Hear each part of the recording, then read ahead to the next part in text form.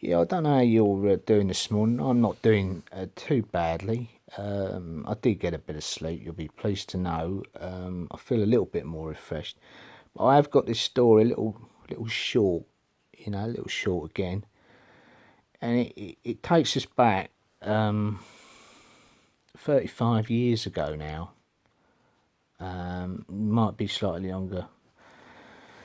But, I've always lived in Horsham. I've lived here my entire life. It hasn't scarred me, to be honest. It hasn't scarred me. It's I've got through it. I've had therapy, but that's another story. But anyway, this happened at secondary school, and we had a teacher.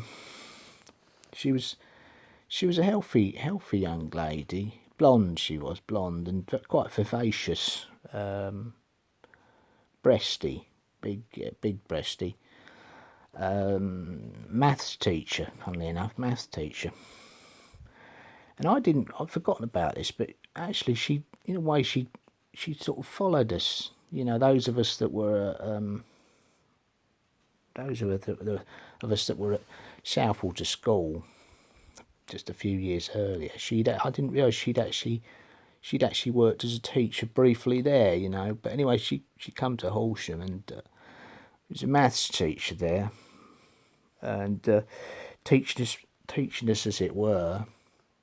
And it's one day, it's myself and obviously, and all the other chaps in the class, all boys' school as it were.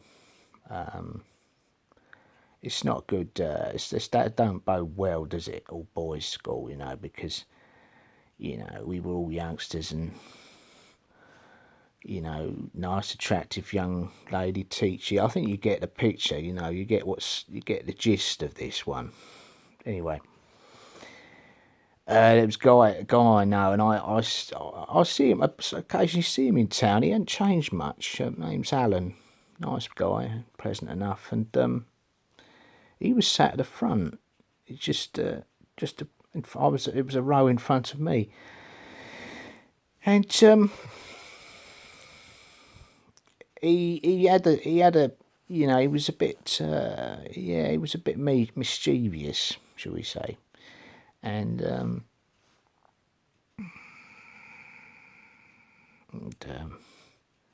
Miss King, sat at her desk, and Alan, I sensed what he was going on quite quickly, but he dropped his pen or his pencil, or whatever, and he pushes his chair back and he gets down. He gets down to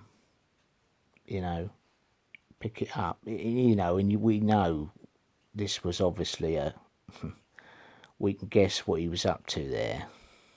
He wanted to have a little look, as it were, get under the desk and see if there was any scenery, any sort of exotic scenery that he might catch down there with the Miss King and the bush, as it were. I don't know, to be honest, what was going on. Anyway, he emerges from under the desk, and I'm not. This isn't a word of a lie.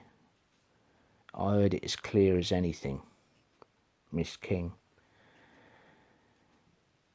She said, Alan.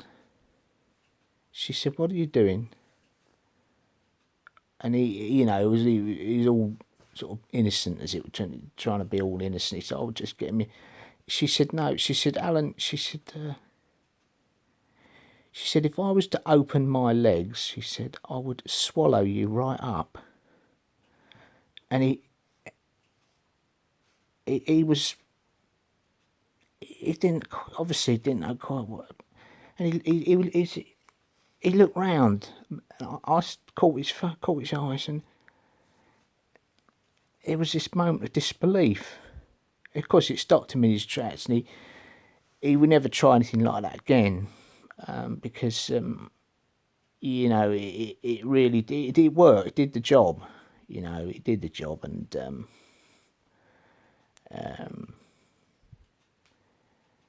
but you know, it's not something you would. It's not something that would happen these days, is it? To be honest, hey, it's not the kind of thing that happens these days. No, no, no.